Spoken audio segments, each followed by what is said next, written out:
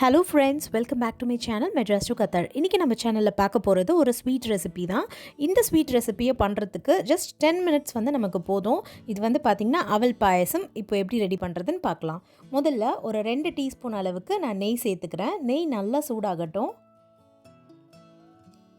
நெய் நல்லா சூடான பிறகு ஒரு 15 முந்திரியும் ஒரு 15 திராட்சையும் இதில் சேர்த்துக்கோங்க. முந்திரி நல்லா கலர் மாறிட்டு திராட்சை வந்து நல்லா பலூன் மாதிரி ஆன பிறகு நம்ம இதை தனியாக எடுத்து வச்சுக்கலாம்.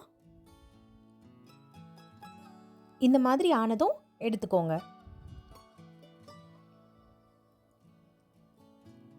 இன்றைக்கி நான் பண்ண போகிறது வந்து பார்த்திங்கன்னா சிவப்பு அவல் தான் எடுத்திருக்கேன் இந்த பாயசம் பண்ணுறதுக்கு. நீங்கள் வெள்ளை அவல் இருந்தாலும் அதுலேயும் இதே மெத்தடில் ட்ரை பண்ணலாம்.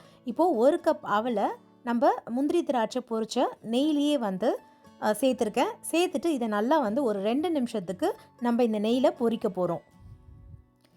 நெய்யெல்லாம் நல்லா வந்து எல்லா அவல்லையும் படுற மாதிரி மிக்ஸ் பண்ணிக்கோங்க. இந்த மாதிரி ஒரு 2 நிமிஷம் கழித்து பார்த்தீங்கன்னா எல்லாமே நல்லா பொரிஞ்சிரும். நான் 2 நிமிஷம் கழித்து உங்களுக்கு காட்டுறேன்.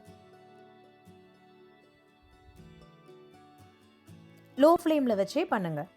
இப்போது எனக்கு கரெக்டாக 2 நிமிஷம் ஆயிடுச்சு. பார்த்தீங்கன்னா அவல் எல்லாம் நல்லா பொரிஞ்சிருச்சு அந்த நெய்யில். இந்த அளவுக்கு இருந்துச்சுன்னா போதும். இப்போது நம்ம இதில் பால் சேர்க்க போகிறோம். நான் 1 கப் அவலுக்கு 2.5 கப் பால் வந்து காய்ச்சி எடுத்து வச்சுருக்கேன். காய்க்காத பால் சேர்க்க வேண்டாம். இதுக்கு நல்லா காய்ச்சி எடுத்த பாலே ஆற வச்சுனாலும் சூடாக இருந்தாலும் பரவாயில்ல, இதில் சேர்த்துக்கலாம். இப்போது 2.5 கப் பால் சேர்க்குறேன். சேர்த்துட்டு லோ ஃப்ளேமில் வச்சு ஒரு 2 நிமிஷத்துக்கு இதை கொதிக்க வைங்க. இது கொதிச்சுட்டே இருக்கட்டும். நம்ம வந்து இப்போது ஏலக்காய் வந்து தட்டி எடுத்துக்கலாம். எப்போவுமே ஃப்ரெஷ்ஷாக தட்டி போட்டால் ரொம்ப நல்லாயிருக்கும். ஒரு 6 ஏலக்காய் நான் நல்லா இந்த மாதிரி தட்டி பொடிச்சு வச்சுருக்கேன். இப்போது 2 நிமிஷம் ஆயிடுச்சு. பாலும் அவ்வளோ சேர்ந்து நல்லா கொதிச்சிருச்சு. இந்த ஸ்டேஜில் நம்ம சர்க்கரை சேர்த்துக்கலாம். நான் வந்து ஒரு 4 டேபிள் ஸ்பூன் அளவுக்கு நாட்டு சர்க்கரை சேர்த்துருக்கேன். உங்ககிட்ட வெள்ளை சர்க்கரை இருந்தாலும் இல்லாட்டி வெல்லம் இருந்தாலும் நீங்கள் வந்து சேர்த்துக்கலாம். உங்களோட இனிப்பு சுவைக்கு ஏற்ற மாதிரி நீங்கள் அளவு பார்த்து சேர்த்துக்கோங்க. இப்போ சர்க்கரை போட்டு நல்லா கலந்த பிறகு ஸ்டவ் ஆஃப் பண்ணிவிட்டு அதுக்கப்புறமா நம்ம தட்டி வச்சுருக்க ஏலக்காவை இதில் சேர்த்துடலாம். சேர்த்துட்டு நல்லா கலந்து விட்டுருங்க. கலந்து விட்ட பிறகு நம்ம முதல்ல வறுத்து எடுத்த முந்திரியும் திராட்சையும் இதில் சேர்த்துக்கலாம். சேர்த்துட்டு இதையும் நல்லா கலந்து விட்டுக்கோங்க.